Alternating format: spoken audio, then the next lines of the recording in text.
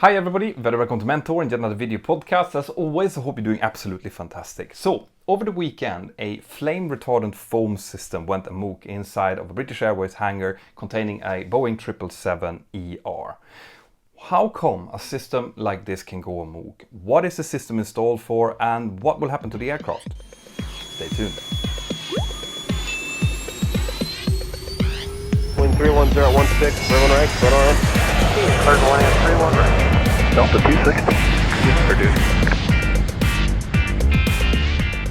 If you like news flashes like this and you need to know what's going on in the aviation world, well then make sure that you've downloaded the free Mentour Aviation app. You have the download links down here.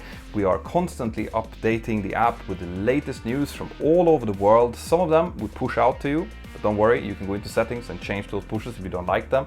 And there's also forums and chats where you can chat with the likes of me, with other aviation enthusiasts, or nervous flyer if you're one of them. So get the app and see you inside there.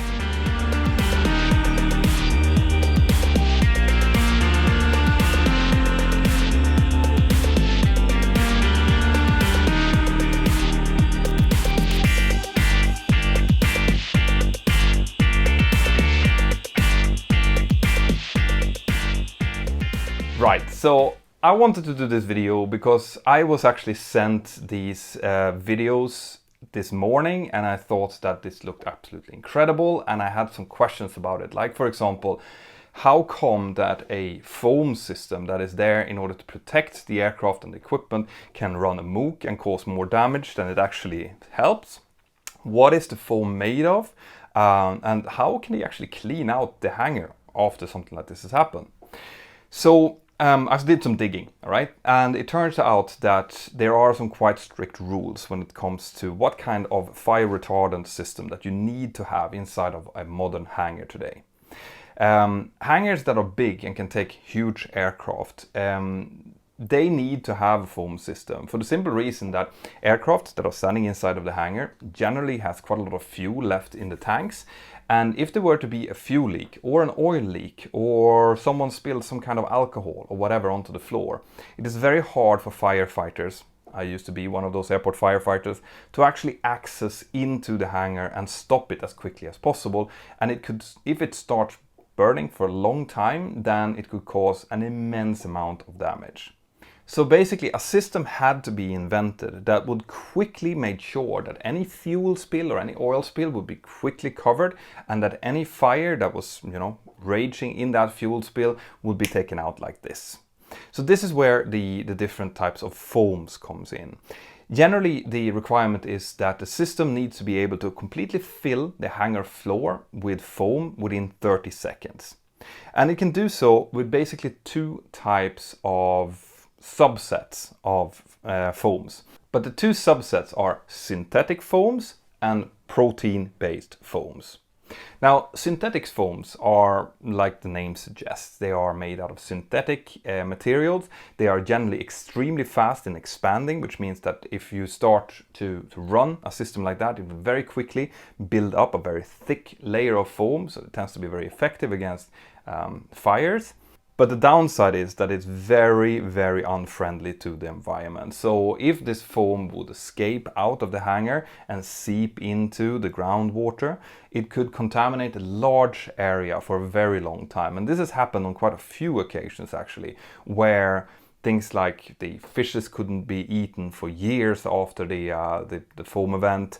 The water couldn't be used from local wells and things like this. So there has been a consensus made in the industry that none of these systems with synthetic foam is to be installed in new hangars. If you have it in an old hangar, it can still be used, but we shouldn't be producing more of them. So that brings us to the protein-based foams. And the protein-based foams are better for the environment. Right? They're not great. They still have components to it that can be damaging, so we still have to try to contain it within the hangar if it's being used. So a protein-based foam doesn't form as fast as a synthetic foam would, but when it forms, it's a little bit more heat resistant and it's a little bit more durable. So if you have, for example, a deep layer of fuel that's burning, something like a protein-based foam would actually be more effective.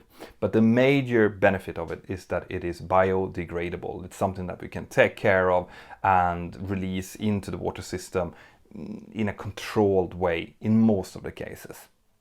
Right.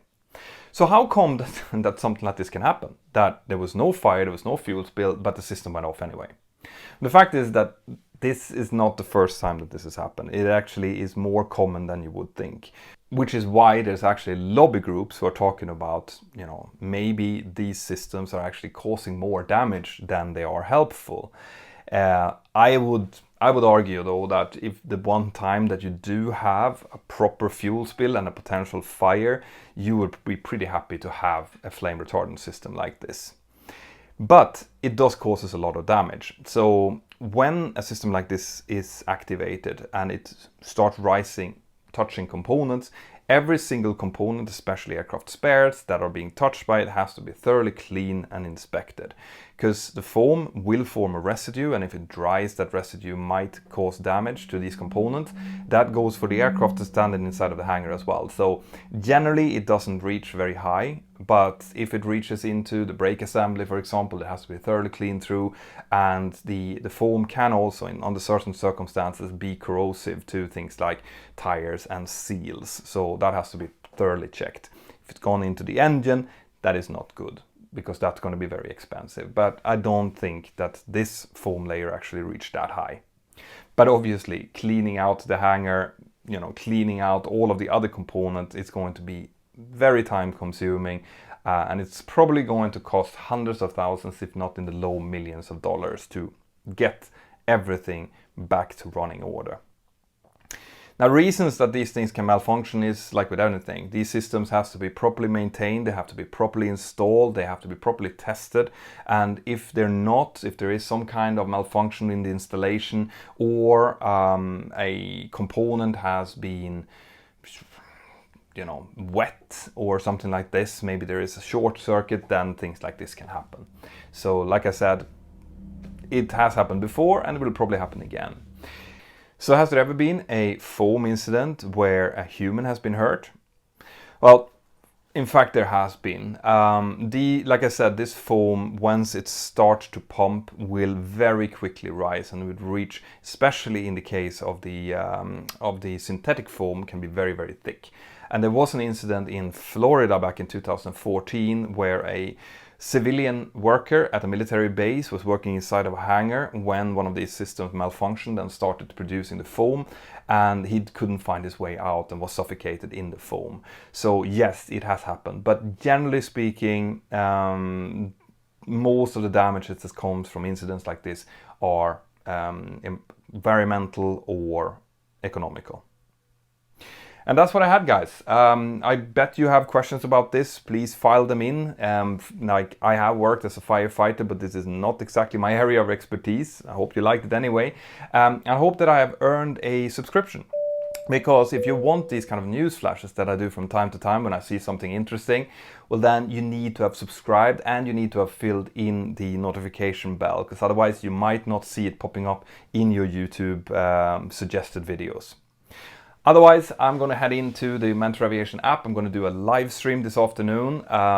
So if you want, download the app. And if you become a premium member inside of the app, well, then you'll be able to ask questions inside of the live streams that I do in the app as well. Have an absolutely fantastic day wherever you are, and I'll see you next time. Bye-bye. Right, guys, I really hope that you liked that. If you want more content like that, more aviation content, well then, check this out. I hope that you have subscribed to the channel and that you've highlighted the little notification bell. See you inside of the Mentour Aviation app and have an absolutely fantastic day. Bye-bye.